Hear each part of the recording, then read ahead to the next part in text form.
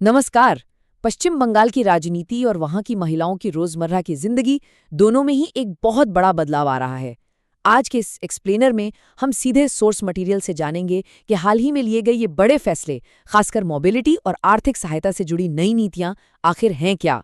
कोई घुमा फिरा के बात नहीं करेंगे, सीधे मुद्दे पर आते हैं और गहराई से समझते हैं कि जमीनी स्तर पर इन चीजों का क्या असर होने वाला है। एक तारीख जो इस वक्त सबसे ज्यादा चर्चा में है, 1 जून 2026। इसी दिन से राज्य में महिलाओं के लिए फ्री बस ट्रैवल स्कीम यानी मुफ्त बस यात्रा योजना पूरी तरह से लागू होने जा रही है। देखिए, नीतियां को कागजों पर बहुत बनती हैं, लेकिन जब कोई पक्की तारीख तय हो जाती है ना, तो मामला काफी सीरियस हो जाता है। इसका सीधा सा मतलब है कि सरकार बिना समय गवाए इस बड़े बदलाव को जमीन पर उतारने के लिए पूरी तरह तैयार है। तो इस एक्सप्लेनर में किन चीजों पर बात होगी? बहुत ही सिंपल है। पहला, वो ऐतिहासिक राजनीतिक बदलाव जिसने इसकी नींव रखी। दूसरा, पिंक कार्ड और मुफ्त बस यात्रा। तीसरा, इस पिंक कार्ड के नियम क्या है। और चौथा, अन्नपूर्णा भंडार योजना का पूरा गणित। चलिए आगे बढ़ते हैं। शुरुआत करते हैं पहले हिस्से से, ऐतिहासिक राजनीतिक बदलाव। यही वो कैटलिस्ट या उत्प्रेरक है जहां से इन नई नीतियों की शुरुआत हुई। इस टाइमलाइन पर जरा गौर करते हैं।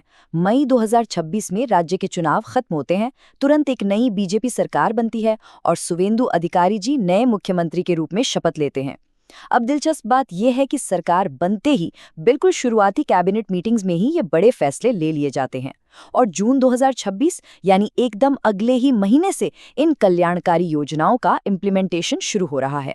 मतलब राजनीतिक बदलाव के तुरंत बाद फुल स्पीड में काम हो रहा है। अब आते हैं दूसरे अहम हिस्से पर, पिंक कार्ड और फ्री बस यात्रा। ये मोबिलिटी की पूरी तस्वीर बदलने वाला है। सवाल उठता है कि ये डिजिटल पिंक कार्ड या पिंक पास आखिर भला क्या है। सरल शब्दों में कहें तो ये राज्य सरकार की तरफ से जारी किया जाने वाला एक खास डिजिटल पास है। ये समझ लीजिए कि ये महिलाओं के मुफ्त बस सफर को ट्रैक और मैनेज करने की एक मास्टर की है। सरकार को लाखों महिलाओं के ट्रैवल डेटा को सुचारू रूप से चलाना है, तो उसके लिए ये एक बहुत ही स्मार्ट डिजिटल टूल है। ये महज एक पास नहीं, पूरी व्यवस्था की रीढ़ है। चलिए अब पिंक कार्ड के नियमों को समझते हैं। इसके प्रैक्टिकल पहलू क्या हैं और कौन से अपवाद हैं जो जानना जरूरी है। अब एक प्रैक्टिकल सवाल आता है कि जब तक ये पिंक कार्ड बनकर लोगों के हाथ में नहीं आते हैं, तब तक क्या होगा। सरकार ने इसके लिए एक टेम्पररी व्यवस्था दी है। जब तक कार्ड नहीं मिलता, तब तक आधार कार्ड, वोटर आईडी या पश्चिम बंगाल के निवासी होने का कोई भी वैलिड प्रूफ दिखाकर बसों में मुफ्त सफर किया जा सकता है। मकसद बस इतना है कि शुरुआत में किसी को कोई परेशानी न हो। लेकिन यहाँ एक बहुत बड़ा कैच है, इसे बिल्कुल क्लियर कर लेते हैं। ये 100% मुफ्त सफर का फायदा सिर्फ और सिर्फ सरकारी स्वामित्व वाली बसों में मिलेगा, जैसे एसबीएसटीसी, एनबीएसटीसी या डब्ल्यूबीटीसी की बसें। अगर कोई प्राइवेट बस में सफर करता है तो उसे पूरा नॉर्मल किराया ही देना पड़ेगा। ये अंतर समझना बहुत जरूरी है ताकि सफर के वक्त कोई कंफ्यूजन या विवाद ना हो। आगे बढ़ते हैं चौथे और एक बहुत ही बड़े फाइनेंशियल शिफ्ट की तरफ, अन्नपूर्णा भंडार योजना। पुरानी लक्ष्मी भंडार योजना का नाम तो सुना ही होगा। अब उसे रीब्रांड करके अन्नपूर्णा भंडार कर दिया गया है। लेकिन ध्यान देने वाली बात यह है कि ये सिर्फ नाम बदलने का खेल नहीं है। नाम के साथ साथ इस योजना में मिलने वाली आर्थिक सहायता की रकम में भी एक बड़ा इजाफा किया गया है।